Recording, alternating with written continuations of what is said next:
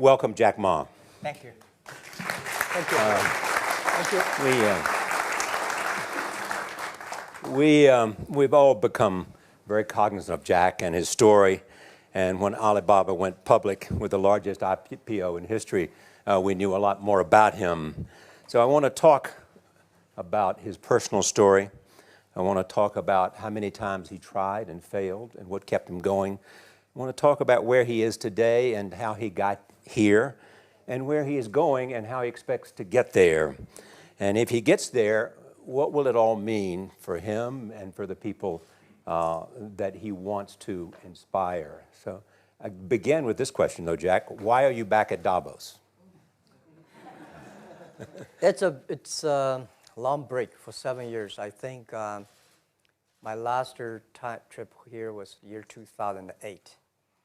But I was coming for year 2001 for the Young Global Leader for Tomorrow. And remember, I never heard about the Davos when I came. But when I came, in the Switzerland, so many young people demonstrate. It was such a horrible scene that and I asked them, why did they do it? They say, anti-globalization. And I say, why? Globalization is a great thing. Why people don't like it? And then we come all the way for 2 hours here. There's a machine gun. There's a people checking. I say, oh God, is that a forum or is it a prison we're gonna go? Is that? But when I joined the forum as the Young Global Leader, I was thrilled by so many ideas. For the first 3-4 years, I learned what does the globalization mean? What does the corporate citizenship mean? What about social responsibility mean? All these new ideas, and I see so many great leaders talking about leadership, and I benefit a lot. And the year 2008 and 2009, when the financial crisis came, I think it's better go back to work, because we can never win the world by talking. So go back, spend 7 years. Now I come back, I think it's time to do something return, because I learned so much. Let's talk 12 years ago. So why I should not talking to the young global leader of today, sharing with them how we've gone through. Okay. So that was the thing. Let's start with where you are today. Just how big is Alibaba? How many people come every day? How many people come in a week? How fast is it growing? Yeah, we have over 100 million buyers visiting our site, shopping our site every day. And we created 100 million every day. We created 14 million jobs for China, directly and indirectly. And we grow from 18 people to 30,000 people, 18 people in my apartment, to now we have a 4 big campus. Compared to 15 years ago, we were big, but compared to 15 years later, we're still a baby. How big will you be 15 years from now? I think 15 years ago, I told my team that 15 years, in the past 15 years, we grow from nothing to this size. And 15 years later, I want people to know about Alibaba, know Taobao, because it's already everywhere. I want 15 years ago when we talk about what is e-commerce, why small business can using this e-commerce, this internet, can do business across the nation. And I hope 15 years later, people forget about e-commerce because they think it's like electricity. Nobody thinks it's a high tech today. Now, this is something that I don't want 15 years later. We still walk on the street talking about why and how e-commerce can help people. Talk about the IPO. Did it exceed your expectations? Well, it's a pretty small IPO, 250. Yes. Yeah. The largest IPO in the history of Wall Street. We raised. And number 2 was a Chinese bank. Thank you. I remember year 2001. We went to raise some 5 million, 3 million venture capitalist dollars in the USA, and got rejected. And I say we come back raising a little bit more. But I think, what we think more about is for $25 billion, how we can spend the money efficiently, because this is not the money, this is the trust from the world, the trust from those people. They want you to do better jobs, to help more people. They want to have a good return. So I think gives me more pressure, because when our market cap is bigger than IBM, for a certain day we're bigger than Walmart. We're one of the top 10, 15 largest market cap company in the world. I told my team and myself, is that true? We're not that good. Because years ago, people say, Alibaba model is terrible.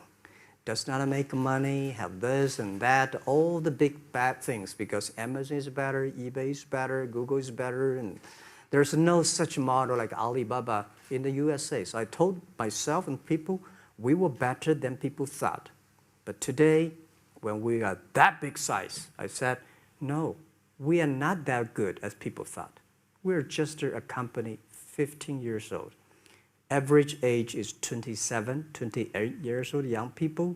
We're doing something that human beings have never tried. So I want to talk about the future. Let me take you back to when you were born in Hangzhou, where the headquarters still are. Yep. And your campus is there. You don't have a loot, don't move your loot. Your headquarters there. Yeah, you found it there, loot there. You grew up in the 60s. 64. Born in 64. That was the time of the Cultural Revolution. Yeah, it was the end of the Cultural Revolution. It was,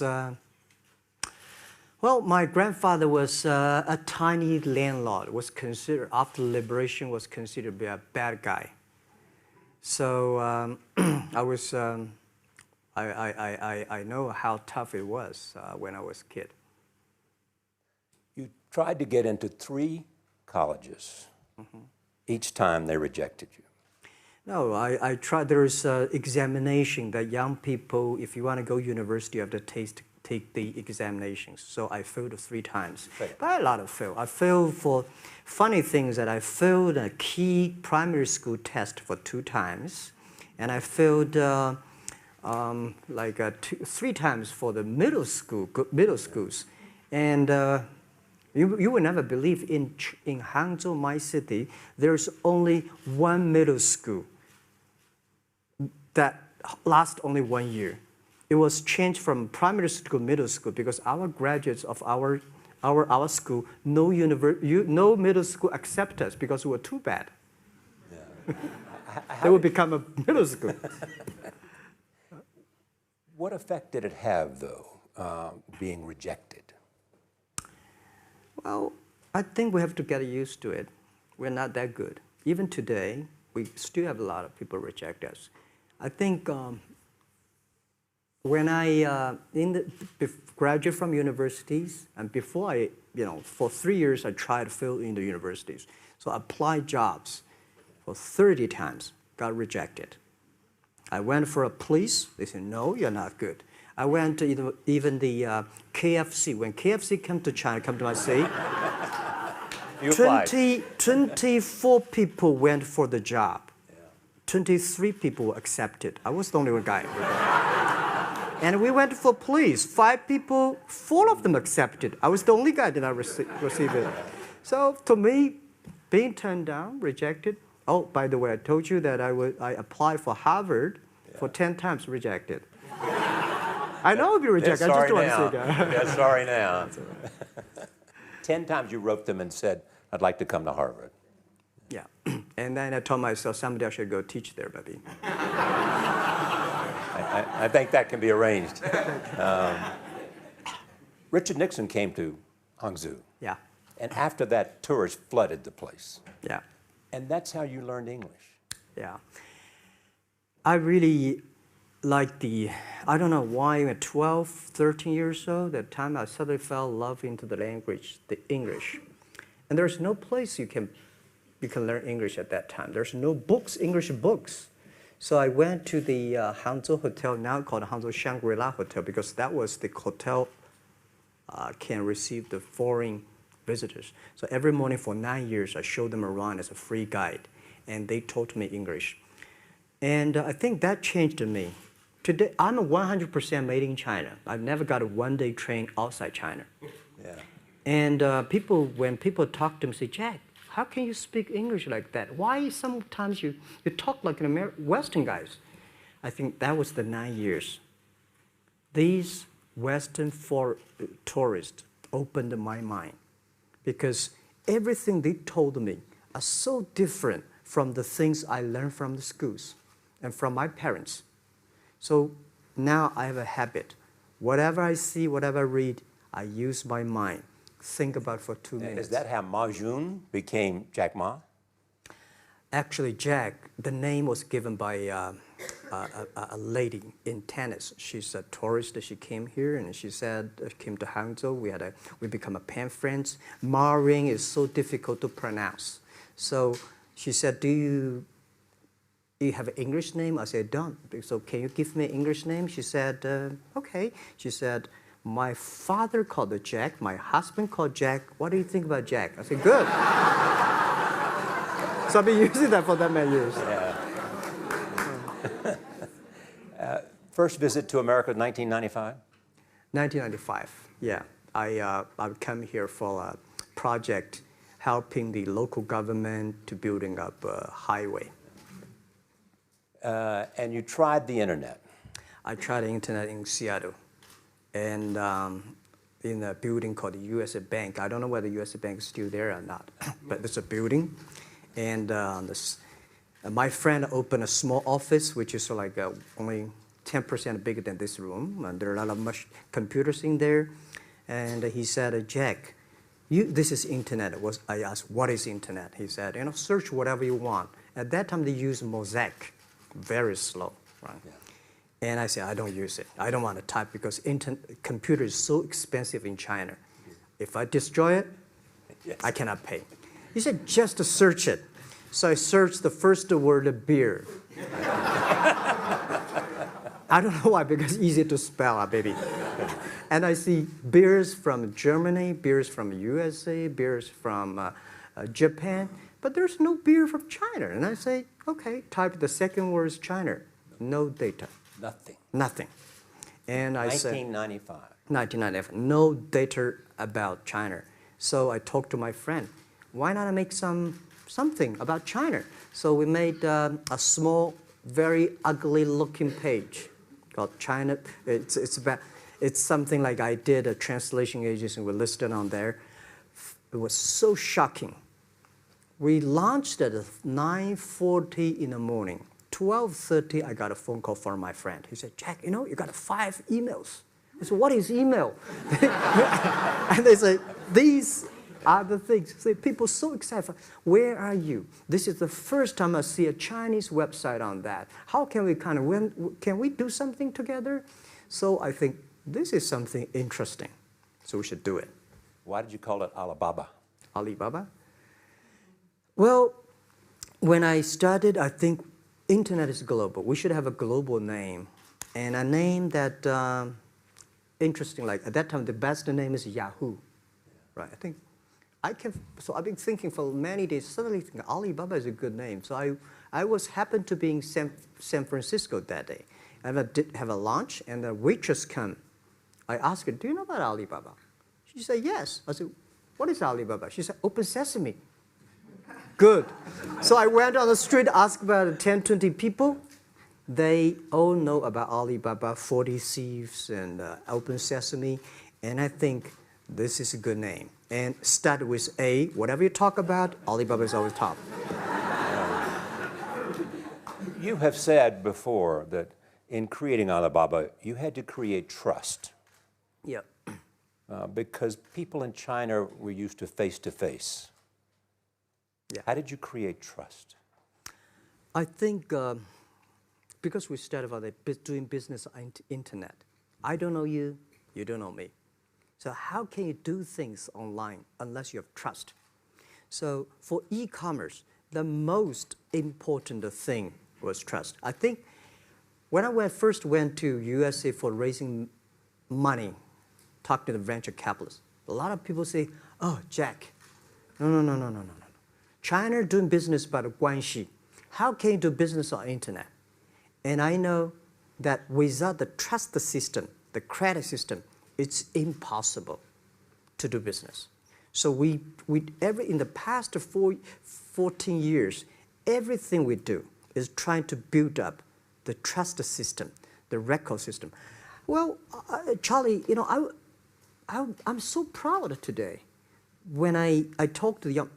Today in China and in the world, people don't trust each other. The government and people and media and everybody think, this guy's cheating.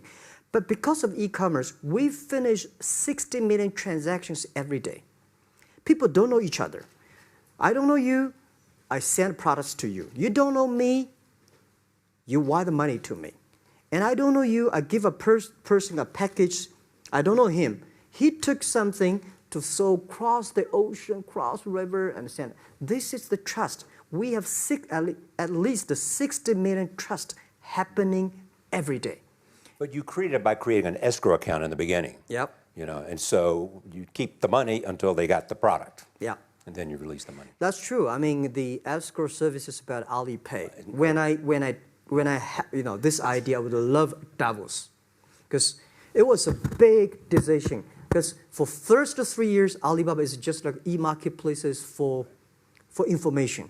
What do you have? What I have? We talk a lot of time, but don't do any business because there is no payment. I talk to the banks. No banks want to do it. Banks say, no, this thing never work. So I don't know what to do. Because if I start to launch a payment system, it's against the financial legal laws. Because you have to have a license. But if I don't do it, e-commerce will go nowhere. So then I went to Davos. I listened to a leadership discussion. Leadership is about responsibility. And after I listened to that panel, I give a call to my friends, my colleagues in my apartment, say, do it now, immediately. If something wrong, the government not happy about that, if one body has to go to the prison, Jack might go to the prison. Because it is so important for China, for the world, to build up the trust system. And if you did not do it, I said, and do not do it properly, stealing money, money wash, no trust record, I send you to the prison. So that was the thing. And people don't like it. So many people I talked to at that time for Alipay, they say, this is the stupidest idea you have ever got. But I say, I don't wear the stupid clever as long as people use it. Now we have 800 million people using this Alipay. Stupid things, if you do it, is better. Alipay is a privately held thing. It's not part of Alibaba. No, it's a private. Let me talk about money for a second. Yeah. You have never gotten money from the Chinese government? No. None. I want it at the beginning, and later I don't want it, because I think if the company always think about picking money from out of the government pockets, that company is rubbish. Think about how can you make money from the customers and market and then help customers succeed. That's our philosophy. No money from Chinese banks? No. No. I at that time I want, and now they want to give me, I don't want it. Yeah. All right. Your relationship with the government. Mm-hmm. Yeah. What's your relationship? I mean, if they didn't, here's what some say, that you have existed in an environment that's not, they have restricted competition for you. And that's a pretty good thing to do for a private company. Yeah. I think the relationship with the government for us is very interesting. For the first 5 years, because I've been working as a part-time jobber for a government organization called Ministry of Foreign Trade, 1997, for 14 months. And I learned that you should never rely on government organization to do e-commerce. And I started a business. I told my people and team, in love with the government, but don't marry them. Yes. Respect them. And a lot of people say, well, government officers talking about internet, the censorship and this, that, and they worry about. I think it's the opportunity, it's a responsibility talking to them, tell them how internet can help. So you tell them we create jobs. Oh yeah, I think a lot of people debate and fight against them. And in the first 12 years, anybody come to my office, I sit down talking to them, how we can help economy, how we can create jobs, why China will improve by the internet. I think because internet that time is new to any government. And if you convince somebody, and you have the chance. So today I'm very talkative. That probably this is why I talk to so many people. So, I mean, if the government comes to you and asks you to do something for them. Normally, when government comes say, Jack, can you do this project? I say no. I say no. I can introduce some friends who are interested in doing that for you. But if they continue to want me to do it, I say, okay, I do it, but I don't charge. I hope next time don't come to me again. But recently, we help some government organizations do it. For example, every Spring Festival, the train ticket is so difficult. Hundreds and thousands of farmers work in the cities. In the Spring Festival, they go to the hometown. But when they order tickets on the other way, the whole system crashed for 5 years. So I told my young people, go support them. Don't charge anything. Because I don't want to see millions of farmers go back to city and they cannot buy the tickets. So it's something that it's not for money. It's something it's not for the government. It's for the millions of people. They can buy tickets in the snowy night and they don't have to wait. They just use mobile phone, online, they get ticket. One way stop along the route to where you are in that big IPO was Yahoo. Jerry Yang gave you invested $1 billion. Yeah. $1 billion. Yeah. It turned out to be a pretty good investment for Yahoo. Yeah. But one time after another, you raised this money on your own outside of China with investors. Yeah, I'm very thankful for all the investors because 1999, year 2000, and even at the Yahoo time, a lot of people say this Jack is crazy. He's doing something that we don't understand. A lot of venture capitalists give you money because there is such a American model already there. But they say, Alibaba, we don't see this kind of model, right? They say Jack's crazy. Yeah, this is crazy guy. I mean, I remember my first time in Time magazine, they call me Crazy Jack. And I think crazy is good. We are crazy, but we're not stupid. We know what we are doing, but if everybody agree with me, if everybody believe our idea is good, we have no chance. So that's the money we raised. We're very thankful. So when our investors make a lot of money, I feel proud and honored. As you know, in the United States, issues have risen about privacy. Yeah. Google and Apple, and questions of whether the government should have access to files. How do you handle that if the Chinese government says you know a lot about people? You have transactional relationships with lots of people. And they say, we want to see your files. Well, so far, I don't have this kind of problems from Chinese government. And I told them, any government, if you come here for the national security, anti-terrorist, well, anywhere, anti-terrorist, we work together. It's a criminal, we work. But rest of that, no. I said, we are a business. The data is so precious because we don't know how. Because if we give to anybody, it's going to be a disaster. And also about privacy issues. I think, just like hundreds of years ago, people say, I would rather put money under my pillow rather than put in the banks. But today, banks, they're special. They know how to protect money much better than you do. Privacy issues, all these kind of securities, today, we may not have the solutions. We don't have the answer. But I believe our young people have the solutions. In the next 10, 20 years, there will be breakthrough on that. And I'm fully confident on that. Your life is a testament to the idea that nothing is impossible. That if somebody says no, you say it's just the beginning. Where does that come from? Well, at the beginning, I never thought, I thought when I was young, I said, everything's possible. Now I know not everything's possible.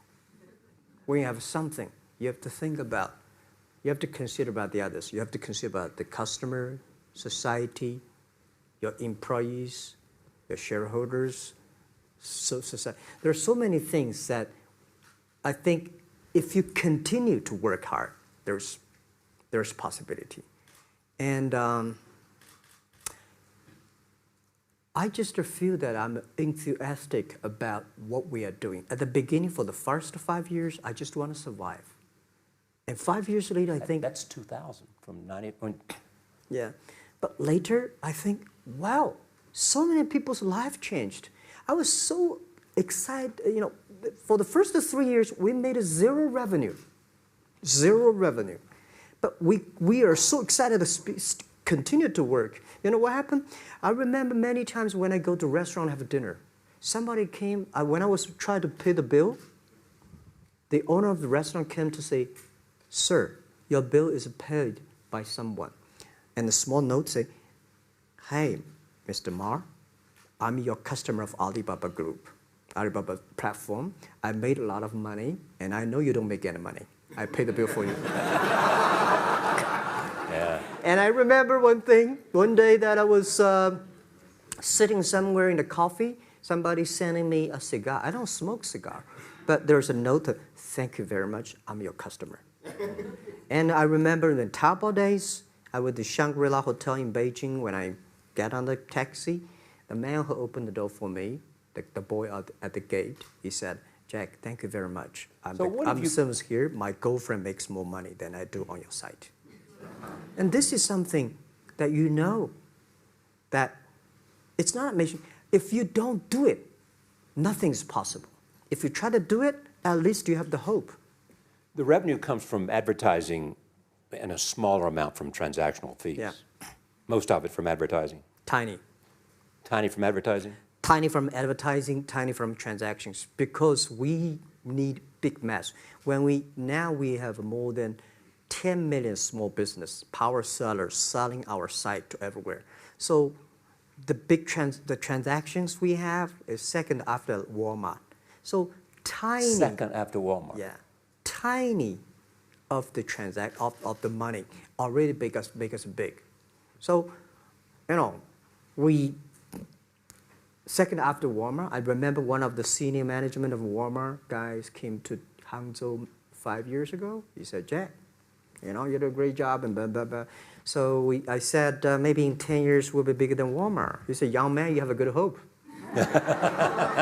So we said, "I make a bet. I think in 10 years we'll be bigger than Walmart on the sales." Because if you want to have 10,000 new customers, you have to build a new warehouse and this, that. For me, 2 servers.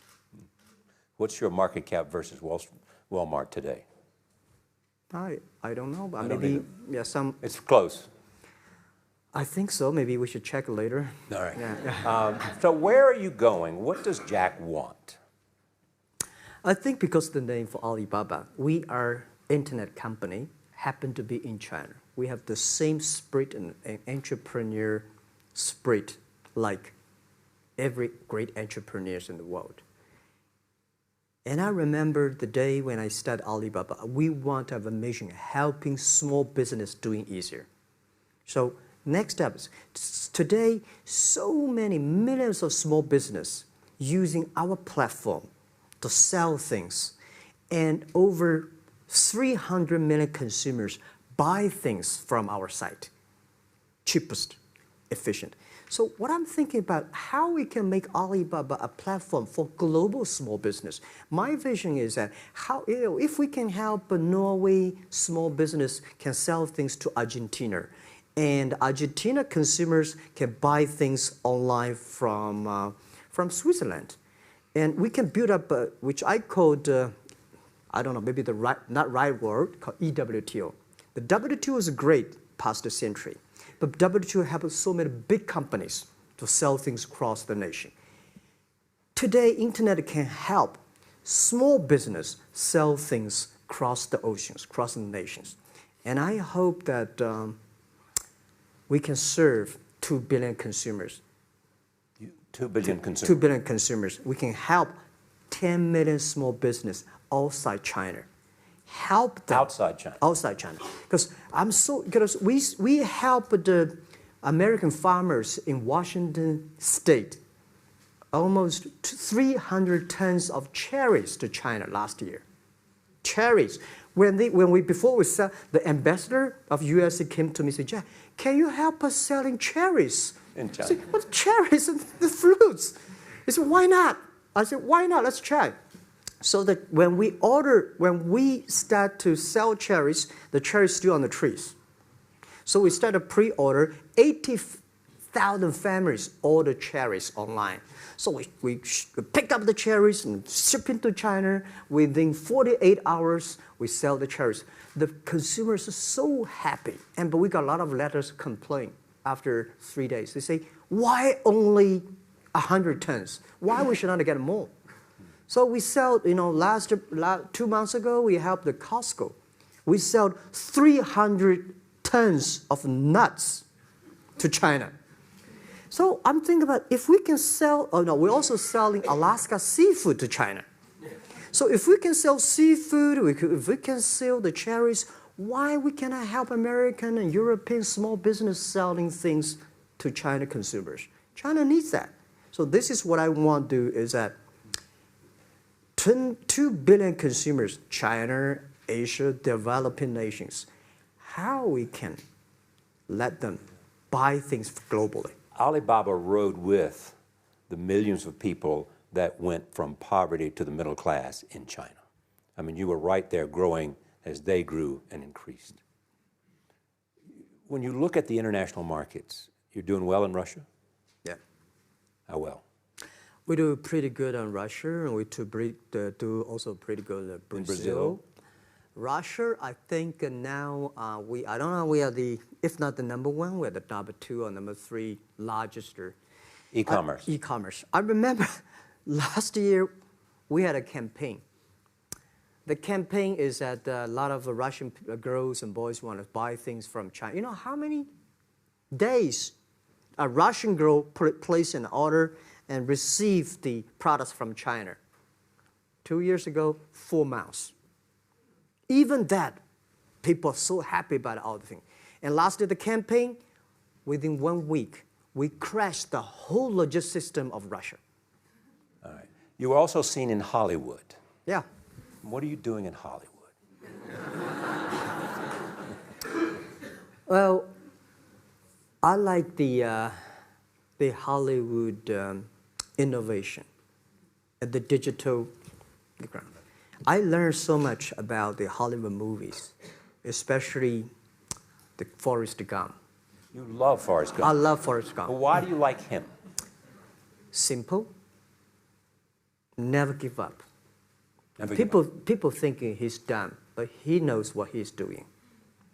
And I was very depressed the day, year 2002 or 3 in the States, when a bit earlier than that. I was very depressed when I could not find out a way for the internet. And then I watched the movie in my friend's home, Forrest Gump. When I see him, I think, this is the guy we should learn from.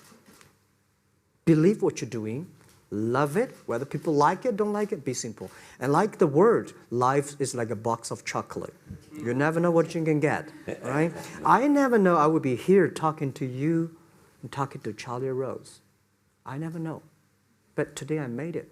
I told my people in my apartment 15 years ago, guys, we have to work hard, not for ourselves. If we can be successful, 80% of the young people in China can be successful. We don't have a rich father, powerful uncle. We don't have $1 from bank, 1 cent from government. Just work as a team. So what do you worry about?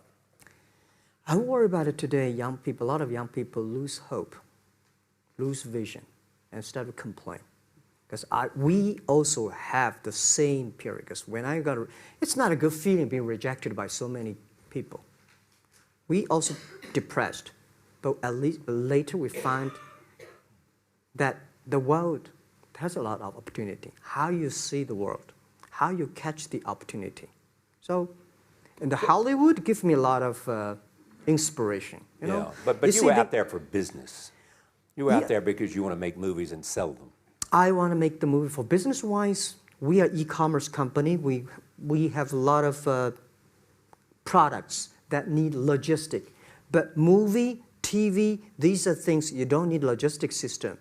And movie probably is the best product that can help Chinese young people to understand. Because one thing I told the Chinese people, my friends, in American movie, all the heroes at the beginning, they look like a bad guy. Terrible things coming, they become a hero. And finally, they all survived. China, if you're a hero, all the hero died. So, because only dead people become the hero. So nobody want to be the hero. So you want to change the Chinese definition of hero? Yeah, I want to say hero. Today we have so many heroes live in this world. Are you still writing these kung fu novels, or are you just reading them? I read them, and I start to write something. I think it's fun. The kung fu is something you start to think about something that you cannot do. But if you have some luck, if you continue to practice, if you got a good master, if you're a good team, you get expert. So at least to make me, when I'm busy, when I'm tired or frustrated, I read kung fu books. And You also travel with a Tai Chi. Am I saying that right? Trainer. Tai Chi? Tai Chi. Tai Chi. Tai Chi, yeah. What does that do for you, other than keep you in good health? I love Tai Chi. Tai Chi is a philosophy about yin and yang. Yeah. Tai Chi is about how you balance, how you work, like a competition. People say when I compete with eBay, say, you hate eBay. No, I don't hate eBay. It's a great company. You know, they come, I go. You know, Tai Chi is like, you fight here, I go over there. You put it on the top, I go to down, right? So it's a balance, right? You are heavy, I'm small, you know. When I'm small, I can jump. You're heavy, you cannot jump. So the Tai Chi is better philosophy. I use in Tai Chi philosophy in the business. Calm down. There's always way out. And keep yourself balanced. And meanwhile, don't try to keep, because business is a competition is a fun. Business is not like a battlefield. You die or I win. Business, even if you die, I may not win. Right? So it's better fun. So Tai Chi gives me a lot of inspirations. But you want your life and you want this company, Alibaba, to change the world. And you're changing the world if, in fact, you provide a forum for buying and you enable people to earn a living. Yeah. But also, you believe that Alibaba ought to change the lives of women. So what are you doing? First, I think many years ago, I want to change the world. Now, I think if we want to change the world, we change ourselves. Change ourselves is more important and easier than change the world. And second is that I want to improve the world. Because it changed the world may be Obama's job. Because my job is to making sure that my team are happy. Because my team are happy, they can make my customer happy. If my customer, they are all small business. When they're happy, we are happy. About women, one of the secret source for Alibaba's success is that we have a lot of women. What percentage of women one among Alibaba day employees? before, I think 2 or 3 months before we IPO, there's American journalist come to our company. She asked me a question. Jack, I've seen so many women in your company. I say, what's wrong? We have later we find that we have 47% of the employees of our company are women. How many? 40? 47% of our company are women. And we actually had a 51 because we acquired some company these days. They have more men, so balance that. But these are women in top-level positions? 33% of the management are women. And 24% of the senior management, very top level, are women. We have a women CEO, CFO, CPO, Chief People Officer, and we have everywhere. And I think so comfortable to working with them because women, in this world, if you want to win in 21st century, you have to making sure that making other people powerful, empower others, making sure the other people better than you are, then you will be successful. So I find the women, they think about the others more than they think about themselves. Right. Yeah, women think about the kids, husband, parents, much more than the man. And the user-friendliness. A couple of things I want to talk about before we go, because we have less than a couple of minutes. China today, are you worried the economy slowed down? No, I don't worry about it. I think China is doing, it's slowing down is much better than keep on 9%. China today is the second largest economy in the world. It's impossible to keep 9% of the growth. If China still keeps the 9% of the growth of the economy, there must be something wrong. You will never see the blue sky. And you will never see the quality. China should pay attention to the quality of the economy.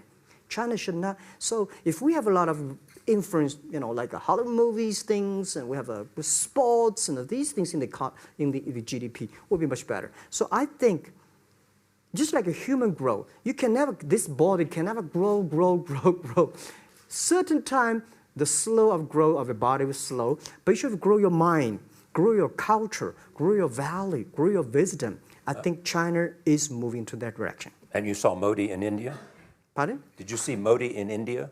Not yet. I'm looking forward to that. So you'll go to India. Yeah. Finally, there's this. You're one of the world's richest people. Your company is one of the world's richest companies. What do you want beyond Alibaba? Well, about richest people, I was really not happy in the past 3 months when people say Jack Ma is the richest people of China. Global celebrity, they said. No, I'm not. When I started the business, you are. I never thought, because how many? Yeah, maybe I am. Not, but I think 15 years ago, in my apartment, my wife was at that time one of the 18 founders. I asked her, "Do you want your husband to be a rich person?" I never said rich person in China, rich person in Hangzhou, or you want your husband to be a respected person. She said, "Of course, respected." Because she never believed, and I don't believe we'll be rich people. We just want to survive. But I believe when you have $1 million, that's your money. When you have $20 million, you start to have a problem. You worry about inflation, which stock to buy and this, that, had to come. When you have $1 billion, that's not your money. That's the trust society gives on you. They believe you can manage the money, use the money better than the government and the others. So I think today, I have the resources, do more things. With the money we have, with the influence we have, we should spend more time on the young people. And I would say, someday I'll go back to teach, go back to school, spend time with the young people, and sharing with them what I've done. So the money is not mine.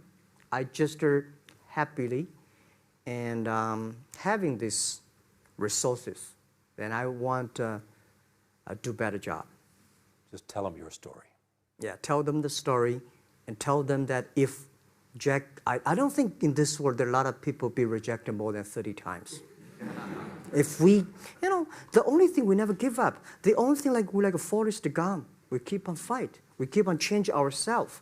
We don't complain. Whether you were successful or not successful, I find that people, when they finish the job, if they make the mistake, if they fail, if they always complain the others, this guy will never come back. If the guy only check himself, yeah, something wrong with me here, something wrong with me there, this guy has a hope. Jack, on behalf of everybody in this audience and a television audience around the world, thank you for taking your time to be with us. Thank you. Thank you. Thank you. Thank you. Thank you. Thank you so much, Rob.